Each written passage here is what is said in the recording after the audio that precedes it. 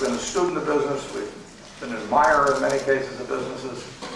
We've never seen a company that we admire more than ISCAR. It's a remarkable achievement. It's a combination of brains, talent, imagination. A company that started with absolutely nothing not that many years ago and has now become a worldwide supplier to the most discerning of buyers, people that know what they're doing when they buy the products that ISCAR sells. And to have this carved out of a mountaintop here in Galilee is really a remarkable achievement. And we tip our hat to the people who have enabled it to be done. And equally impressive this morning, we have visited the Teffin Park that Steph has developed, and as you know, half a dozen now. I had to see it with my own eyes. I've read about it. I think the world should learn much more about it because it's an example of what can be done, in this case, by a single man who had as a goal Arabs and Jews working together, people developing the potential, people developing a stake in society so they had something to lose, and started thinking about what they could do to be more productive and useful in society and not think about their unhappinesses. And it's a model. Charlie and I are enormous believers in models. We try to learn from others. Charlie's favorite is Ben Franklin. I've learned from all kinds of teachers. And ISCAR and the Teffin Park are models. They should be teaching beacons really for people throughout the world in terms of both what can be done in industry, but also what can be done with human beings. So I'm here to sing their praises, and it's been a remarkable morning.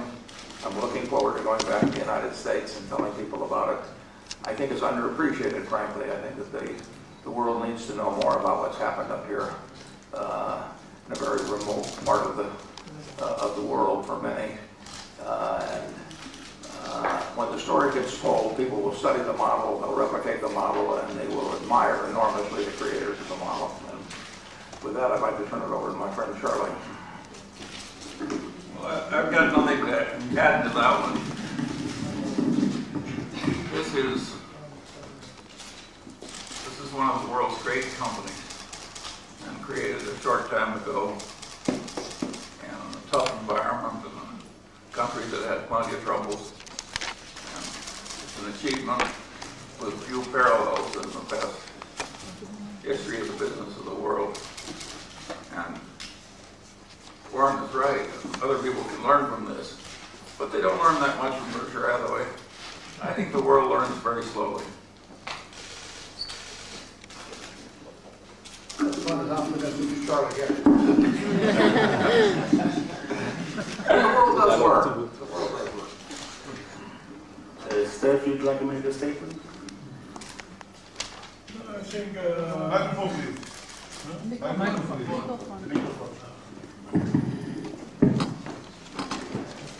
I'm very happy to see all the new people here.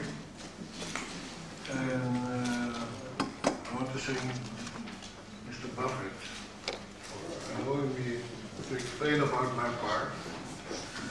And I will use the opportunity to invite you here quietly and to show you what we actually talk about, because I believe that this is a way to make peace, giving everybody a possibility of a job and something to lose, something to make, something to lose, and choose the right type of profession. So these people would choose the right professions, they would know how to stay here, earn here, and be happy here, instead of learning all kinds of general things in school and not knowing what to do later, and at the end being some kind of a bum. Thank you for coming, and thank you, Mr. Buffett, for helping me and to get this message through. Thank you. Okay, first question. have generally 40 minutes of questions, and we have yourself. Danny Goldstein from Ynet. Mr. Buffett, I would like to know what is your impression from the Israeli economy in general, not only here in Iscar, but what you saw and what you know from general knowledge, and what you think about the Israeli economy and its condition right now? Because I'm not in a good position to judge that, frankly. I've been here, what, 24 hours or so, and 26 hours, I'm corrected. And my knowledge, I mean, obviously we made the decision to put $4 billion into an Israeli-based company. We have never, Berkshire, I think that's the first company outside the United States that we've ever invested in as an entire business as opposed to just owning stock in it. So, it wasn't that we had anything against the rest of the world, but we made a very strong affirmative decision. We were happy about it when we made it, or we wouldn't have made it. We're even happier the day before we came here, and now that we've seen it, we're deliriously happy. This is a remarkable business. It happened in Israel. You know, in a relatively new country, not in terms of its total history, but as an independent state. It happened against the odds. I mean, if you'd said 40 years ago, you know, that a little company starting in the northern part of Israel going to become a valued, trusted, important supplier to virtually every major industrial company throughout the world, the auto companies, the aircraft companies, and all that. It's you know, they are depending on Iscar and their products, in the products they sell every day. So I would say that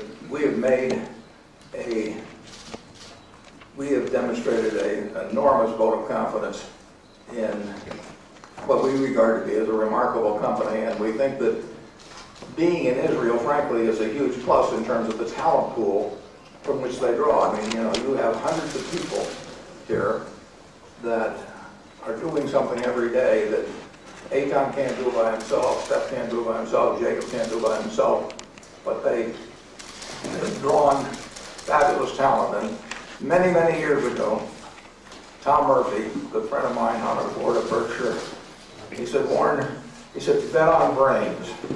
And we've done that ever since. And when we bought Iscar, we bought that we bet on brains. And this is a great place to find brains. Sure.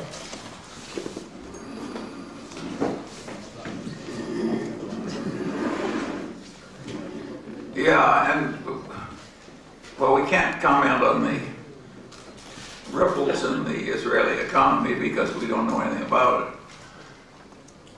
We do see a lot of civic virtue in Israel. I'm very impressed with this universal military service that's required of everyone. And, Israel didn't choose all this hardship and hatred and difficulty, but having to adapt to it created a degree of civic virtue, which is a pleasure to see.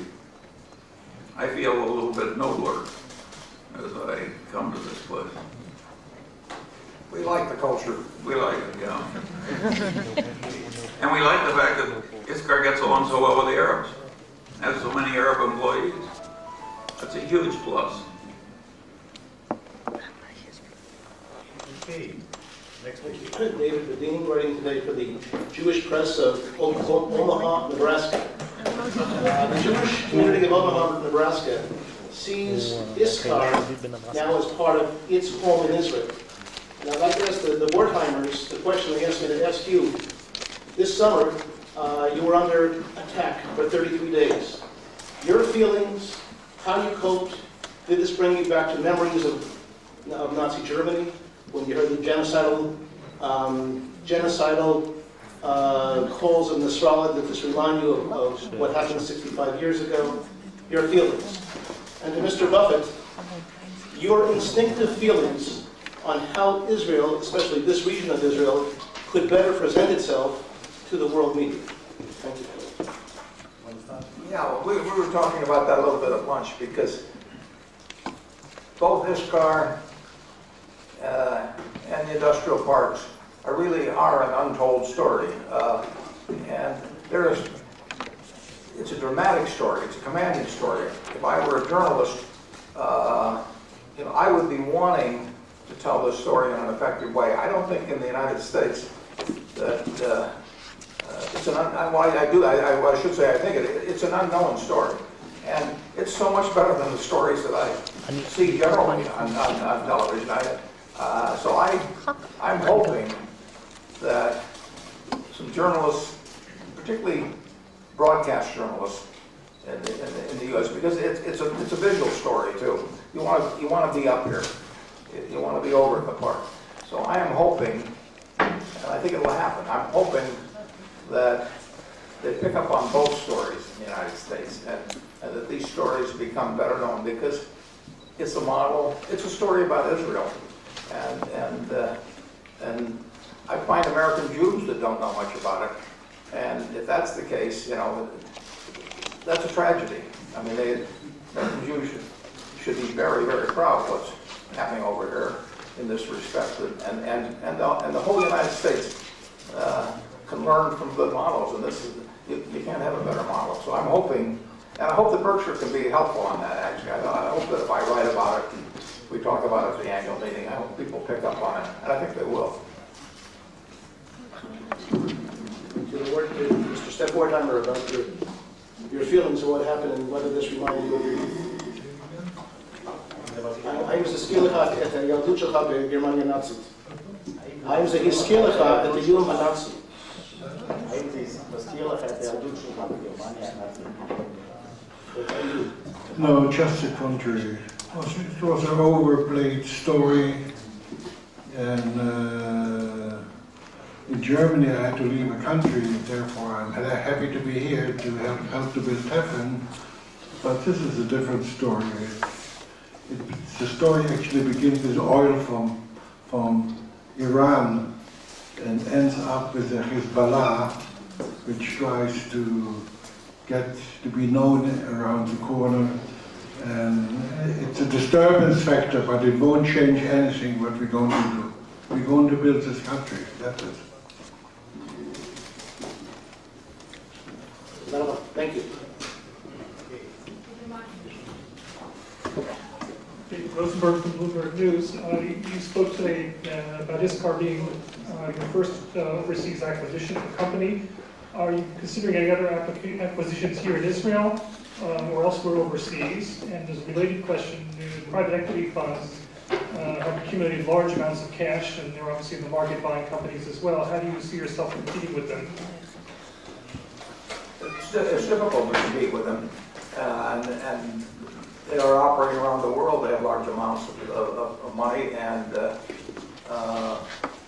they may end up buying some businesses that we wish that we had bought instead.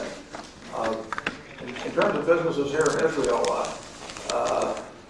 Eitan found me with I don't know how many cent stamp that he spent on that, and I collect calls if they're from businesses for sale here.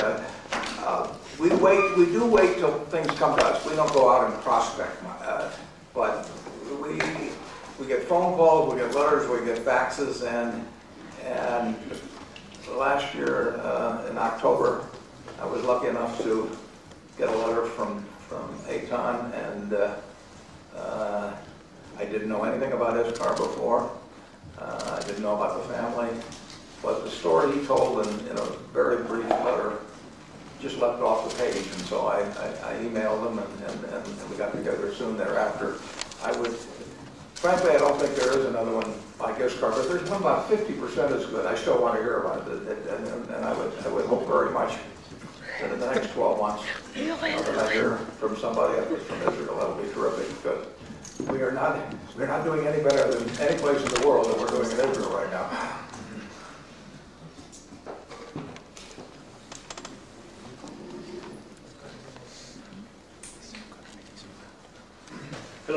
I think we have an advantage over the leveraged buyout funds. There's a certain class of buyer, of seller, that loves the business more than they love anything else. And those are the people that sell to us. And those are the people we want to join us. We have two, We have an advantage with a small class of people, but it tends to be the best class of people. So we like it, our lot that we've been given a lot. we have two members of the Blumkin family here. And on August 30th, 1983, on my birthday, I went out to the Nebraska Furniture Mart. And their grandmother was in charge of the sale. And one person in the room, not the two that are here at all, but one person in the room said, I think we can get more money from somebody else. And Mrs. D, bless her heart, said to this particular person, she said, you just tell me how much more you think you can get for your stock, I'll pay it to you, and I'm still selling it to Mr. Buffett. So we do occasionally meet out some people because they really do want to join up with Berkshire. It is a good home for a business, and you know, it's forever. And they're going to continue running their business as they have before. It's not a piece of merchandise to be flipped or anything of the sort. It's a permanent home to develop it within that business. You know, whatever its future potential may be, that potential will be reached within Berkshire. If I may add, as the other side, as the room, I think the Berkshire Hathaway had a unique product. We were searching for 3 years to find a solution how to further and long future secure and organize our future for our customers, for our people, long after we are old and gone. And after searching 3 years, we found that Berkshire Hathaway is like a boutique, has a specific product which we did not find anywhere else, and we could also get more money from other people, but it was not the right solution. The specialty of the product at Berkshire Hathaway, as we see today, we spoke to a lot of other people after we met them on May 6th in the annual meeting, it's a special product for family businesses and for strong culture organizations that want to keep on prospering in the same way they did in the past. So it's a very specific product. It's the only possible solution for family businesses around the world. And I hope we'll be the one to open this boutique out of the American boutique to be part of the whole world. Hello, Mr. Buffett. Many Israelis, including me, would like to be partners of yours, but we could not afford it. We could not afford to buy even one stock. Isn't it about time, when your stock is getting to almost $100,000, to do a split? Well, as you know, we have a B share, which is 1/30th of the thing, and I hope that gets to 100,000 sometime, but that's a long way off. That we have a variety of policies. And through those policies, through our communications, we try very hard to attract a special breed of owner. Now, anybody can buy our stock. So we could, you know, you've got institutional buyers, you've got hedge funds, you've had day traders not so long ago. And we can't control that. It isn't like we can say you get into the partnership and you don't. But through our policies, through our communications, we can try and self-select who comes to Berkshire and becomes an owner. And we really want people who are owners that are in sync with us. We're going to hold it the rest of our lives. You know, I promise not to sell it. Pardon? I promise not to sell it. Yeah, well, we want to run it. Ideally, we would never have anybody sell it. I mean, we really want owners that we run it with that kind of a time horizon in mind. And splitting a stock is a very minor element in that philosophy. But if somebody really thinks two $5 bills are better than a $10 bill, they're probably not the greatest long-term partner. I mean, we want people that are not attracted by the fact that maybe they'll split the stock next week, or maybe they'll change the dividend, or maybe they'll do this or that. We really want people who are thinking, I'm buying into a business like I buy a farm, or like I buy into an apartment house. And the price per share, to some extent, we set up the B stock so people with $3,000 couldn't buy, and it was about $1,000 when we issued it. But we don't want, we want to attract really investors and not people who are speculating in it for the short term. And we think having the arrangement we have with the A and B and a high price per share overall is a slight plus. and attracting the group of co-owners that we wish. Yeah, it's a peculiar attitude for the corporation to express. But we like to attract smart shareholders. The dumb ones we're delighted to have by somebody else.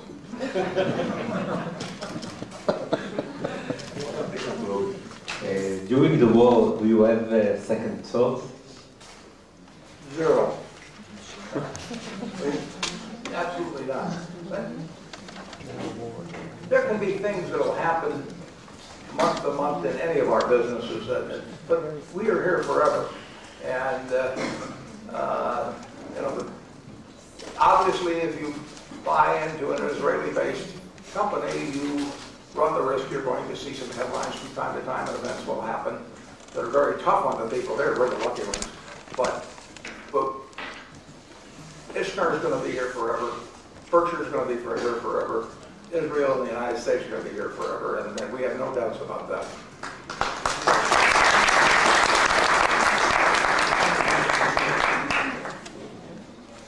Once you said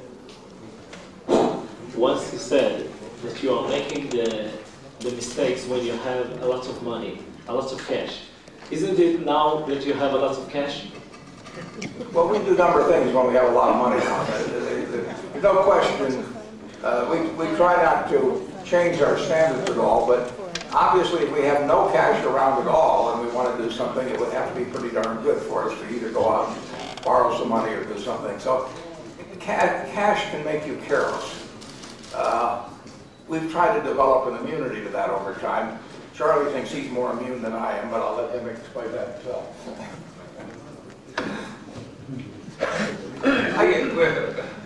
I think we're better at other people at doing nothing. It's a good talent. We try to outdo each other in doing nothing. Lisa Odenheimer from Bloomberg News. Some economists believe that the U.S. Economy will be slipping into a recession later this year or next. Do you believe that the economy will slip into recession? It may surprise you, but I have no idea. And it really is important to us in terms of what we do at Berkshire Hathaway. If I live another 20 years, which gets more problematic all the time, I'm 76 now, but there will be a couple of recessions. And it really doesn't make any difference from the standpoint of what I do every day, whether they occur in the 3rd year, the 8th year, next year. You know, they happen periodically in capitalism, and my job is not to predict those and to dance in and out of stocks or businesses, because I think I know what's going to happen in business a year from now. My job is to find great businesses run by great people, and if I do that, it doesn't make any difference whether the next recession is 6 months from now or 6 years from now. It will happen. But if you think of all the great businesses, let's just say that somebody had given you a prediction that, that 1974 would be a year of recession. Well, actually, that was a good year to be buying things. And you don't want to get out of a game that you understand and that can be quite profitable, to play in a game that you really don't understand and when you don't bring anything to the party. And we don't bring anything to the party in terms of economic forecast. Excuse me, please. I have one question. Please answer to me. What is your policy about the salary of the simple workers in your industry? I didn't quite get that either. What is your policy in salaries for the regular workers? The people that run our businesses, when the Blumpkins run the Oscar Furniture Mart, when Jacob runs this car, when Tony Nicely runs Geico, they make all of those decisions themselves. The only decision I make, in most cases, is what the top person makes, but that they run, there's 20,000 people working for Geico. It would be chaos if I tried to set salary scales or benefit scales or anything like that. So each business runs on its own. And we don't have any conferences of the managers, and we don't have any directives going out from Omaha. Their directive is to run their business as if it was the only business they could own for 100 years and they never could sell it. And they do whatever's right by that guideline. Hello, I'm Ora Koren from Haaretz, the Marker newspaper. Mr. Buffett, I would like to know what are your expectations, your business expectations from ISCAR for the next 5 or 10 years?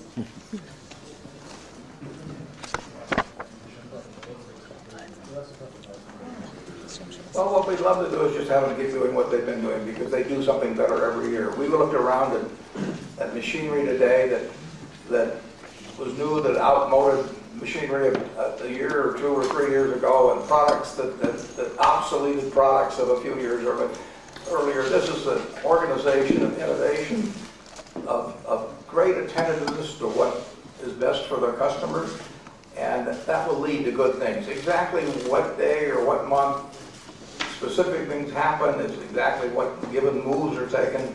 You know, you couldn't have predicted 30 years ago what would have happened with this car in the ensuing 30 years. And all we know is that the same people that have made good things, very good things, happen in the past are going to be in charge of things in the future. And we will have pleasant surprises over that time. But we don't set little guidelines. We don't mail out. We don't solicit budgets from our operating companies. We don't ask them to make projections or promises of any sort. We just expect them to do what they've done in the past so extremely well. I have a question from Mr. Wertheimer, both Mr. Wertheimers. Do you have any value idea about what you're going to do with the money that you get from Mr. Buffett? Even if you have slight memory problems. Build industrial parks.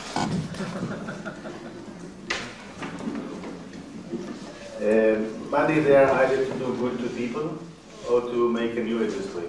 We don't have any expertise in managing money, and we like to stay within our frame of abilities and specialty. And the only specialty we have is industry. So it's going back to industry, to make industry, and that's where we came from, that's what we love, and that's what we feel pretty good at doing. So it's coming back to industry.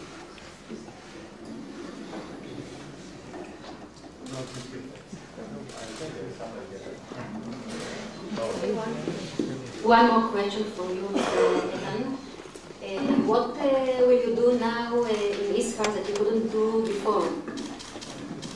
I have more responsibility because I have many more shareholders. And then ISCAR has a much bigger task. It not only has to keep customers happy, its people happy, and some shareholders. First of all, it has many more shareholders. Then it also serves as a pilot. And the first one to be built out of the wall of the States for Berkshire Hathaway. And we serve as a model for our country and for the world. And it's a big, big responsibility. And we all feel that we have to do a very good job. And basically we can try to do what we did in the past to keep the same story going on. Yes, I think it's fair to say that the spotlight will even be more on ISCAR in the future than the past, simply because of the visibility that Berkshire has throughout the investment world to some degree. So I am looking forward to telling the story of ISCAR, for example, in the annual report of Berkshire next year. And I'm looking forward to getting questions about it at the annual meeting. And so I mean, if I were in charge of publicizing achievements in Israel throughout the world, I can't imagine a better story to tell than really the two stories that I mentioned earlier on. And I really hope, and I expect actually, that we will increase the visibility.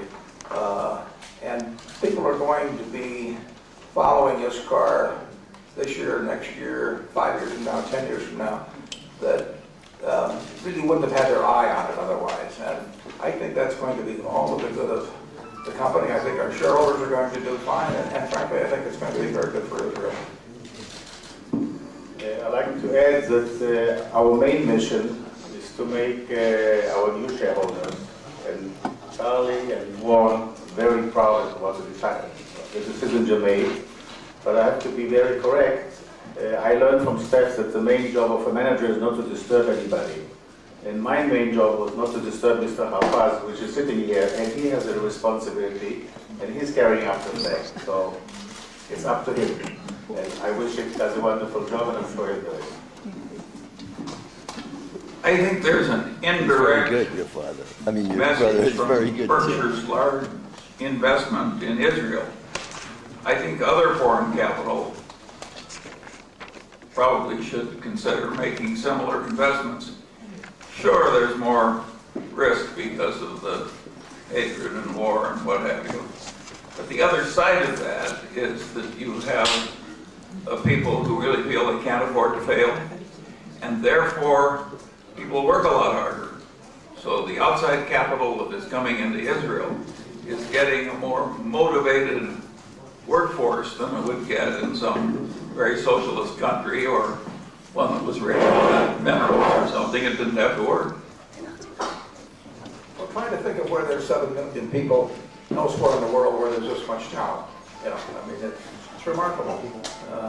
Just pick out, name a city of 7 million in the United States or someplace, or name a country that it doesn't exist elsewhere. So we're just going to take advantage of it.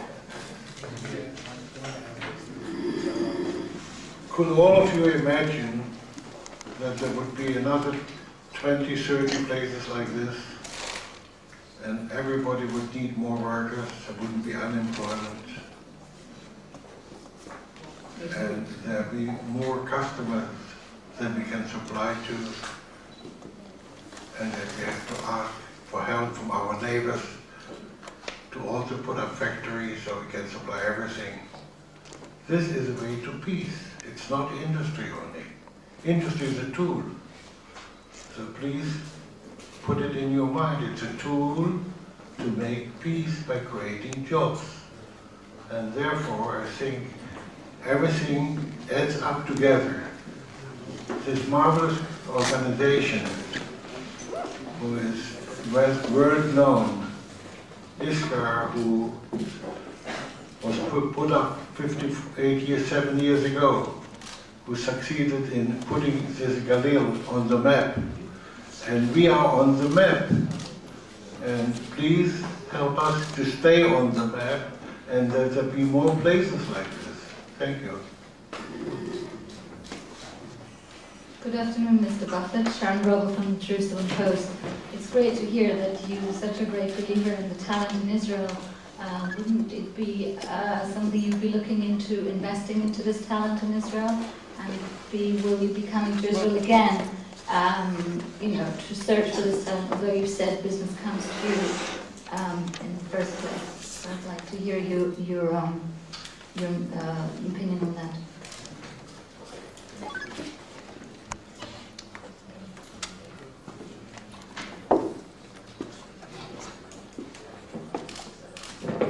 Well, as I mentioned, we really react to people getting in contact with us. We only have 17 people in our entire headquarters, so I could get spread pretty thin if I were out there prospecting, essentially. So what I hope is that I get our message out to people who have businesses and that they get in touch with us. I found that to be, and that's not true in Israel, it's just true in the United States or any place in the world. So I don't do what you call prospecting, but I do respond very quickly to any offers or initiatives on the part of other people. So I would love it if I hear from somebody. Now, one of our subsidiaries, it was totally by accident, and I didn't even know anything about it. One of our subsidiaries, a farm equipment company called CTV, happened to make an acquisition in Israel almost at exactly the same time that the ISCAR announcement was made. So our subsidiaries do look around in their own fields for things they can add on to their own operations. But in terms of major new operations, they really do come to me, and I don't think I can physically handle it if I started trying to go all over looking for businesses. So you would again buy a company without seeing it? Yeah, I do that. Yeah. There are companies we haven't yet seen. The CTV that I mentioned is based in Indiana, but that's about as close as I can come. I mean, I have not been there. Charlie hasn't been there. I hope that there really is a company there, but I haven't shown it.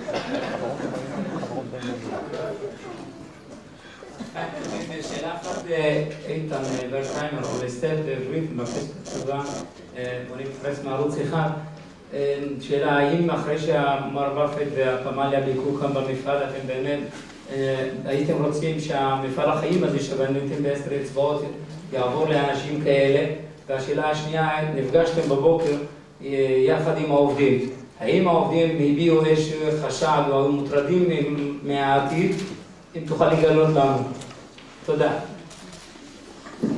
א', אני לא יכול לדבר בשם של החבר'ה, אבל אני חושב שהחבר'ה פגשו איש מאוד מעניין, מאוד חיובי, מאוד דומה לסטף בצורת חשיבה ובצורת גישה.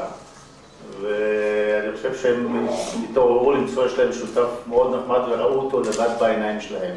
לנו היה חשוב שהחבר'ה יראו לבד, ישאלו שאלות וירגישו את זה לבד. וזה תשמע מה החבר'ה לבד. אני חושב שאנחנו מאושרים, ואני מדבר בשם של סטף ושלי ושל יתר משפחת ורטהיימר, שהם כמה שותפים פה. אנחנו מאושרים שיש לנו כזה שותף. אנחנו מקווים לנצל את ההזדמנות ולהשתמש בקשר הזה, בחוט הזה, ולעשות עוד הרבה דברים. וכמו שסטף אמר, להתרכז גם ולפתח ולקדם את גני התעשייה. כי זה מה שבסוף ישנה את האזור. מפעל אחד זה טוב, אבל יש פה הרבה מאוד גבעות ריקות, שאפשר כל גבעה לעשות עוד עסקה ועוד גני תעשייה ודברים יותר מוצלחים. הרבה יותר טובים גם יום אחד שיגדלו פה, ואני מאחל שיגדלו פה הרבה דברים טובים. זה דבר חיובי, זה דבר שזורם, ותראה לבד מי האיש, ותרגיש את זה גם בלי להבין אנגלית. I agree with that.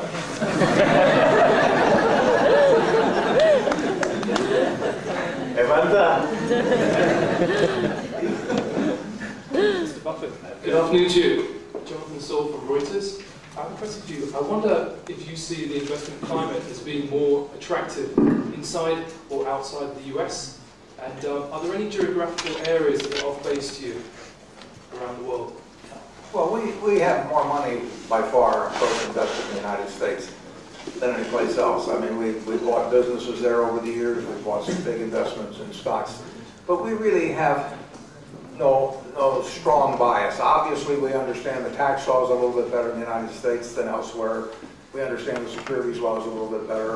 We may have a little bit better notion of the culture than some places. But we're very open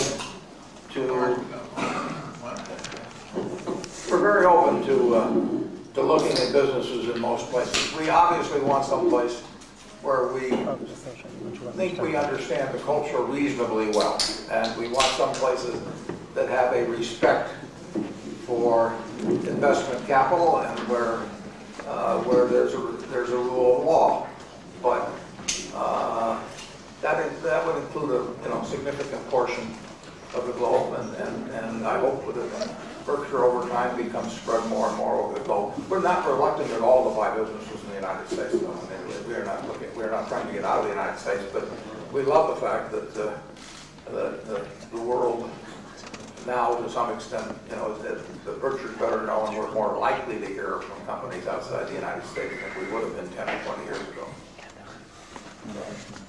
Would you say that's more a sense of a sea change in your thinking, or is it just given the dynamics of the global environment?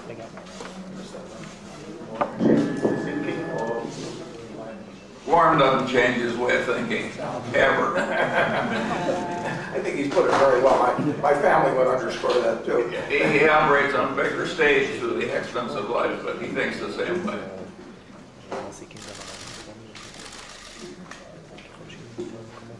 Effie Meir, TV channel. Can you, Mr. Buffett, give me as an average Israeli little tip for the first billion? The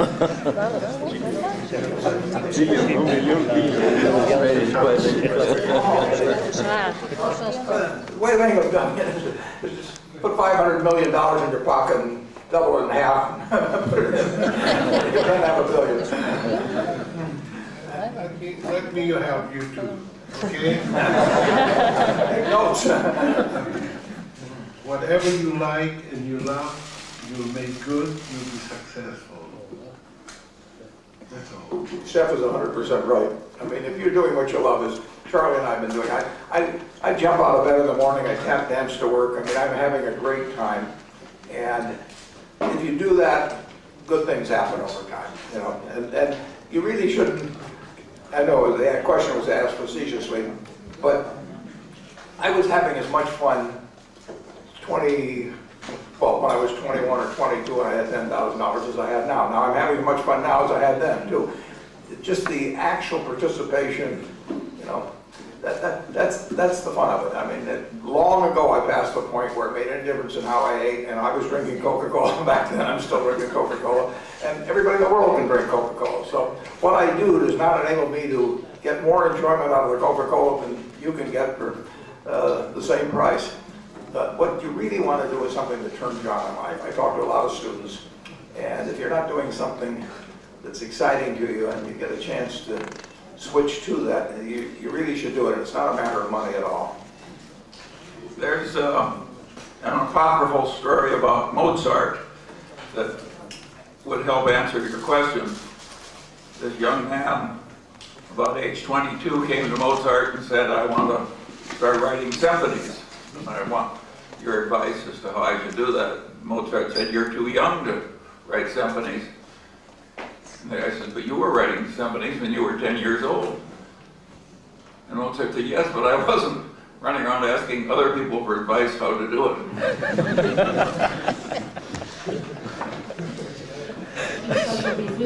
It's a good one. רוב האנשים מומחים אותה שאלה. אני לא הכל מערוץ 10. רוב האנשים מניחים שאם יהיה להם כסף, אז הם בהכרח יהיו מאושרים. אתם, ורטהיימרים, מסכימים עם ההנחה הזאת? כן.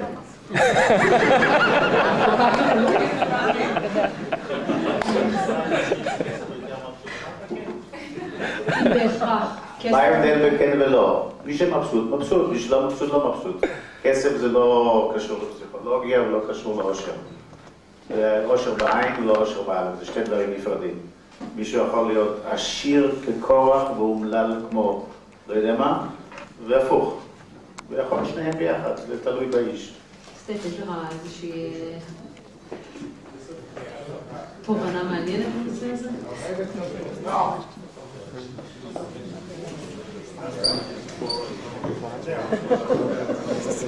Mr. Buffett, do you have an answer for this question? This assumption that you will be happy if you will have money. May I just give you background before Mr. Buffett answers? Buffett lives in the same house for Maybe you'll answer.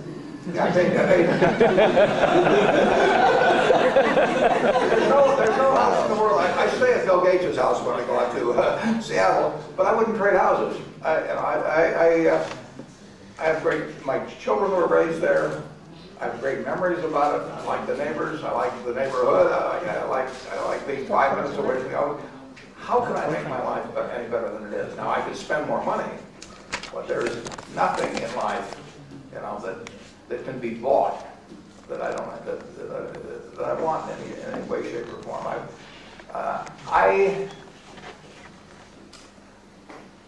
I used to deliver papers when I was in my teens. If you offered me a choice between running a major university or running a government bureau, or for that matter, running most great American corporations where I would committee meetings, I would rather deliver papers. And I could be happy, I would be happy delivering papers. My grandson had a route, and I used to go around and deliver his papers with him. So doing what you love, it just doesn't get any better than that. And, you know, if you make a lot of money along the way, some money you do. The one thing I can do that I wouldn't be able to do if I had a normal job is I get to fly on a private plane, and that's a big plus. I'm not about to give it up. but if I had a house that was 10 times the size, if I had a huge boat or something like that, other people might want them. I could own a professional sports team, you know, and then I get criticized for the players I chose. I just don't have any desire to do it at all. And I am very happy. I work with people I love. They treat me marvelously. I mean, I just don't. Thank you. Let me help you one thing, Hello. You know, if you read about him, The word creativity he is says the most every important single word. time. He's so It goes consistent. back and you have to feel that you are able to do something and which you like to do. and I don't think money helps you or doesn't disturb you, maybe just contrary. But if you love it, it will love you on every level. So the word creativity and relations with people are the key to most things in the world. Thank you. Charlie and I get to paint our own painting every day, and painting your own painting is a lot of fun. Hello, from Arif. I'd like to know, since you acquired this car, did you have any other suggestions from Israeli companies in the last few months? Since you acquired this car, did you have any other suggestions from Israeli companies? Did other Israeli companies request you?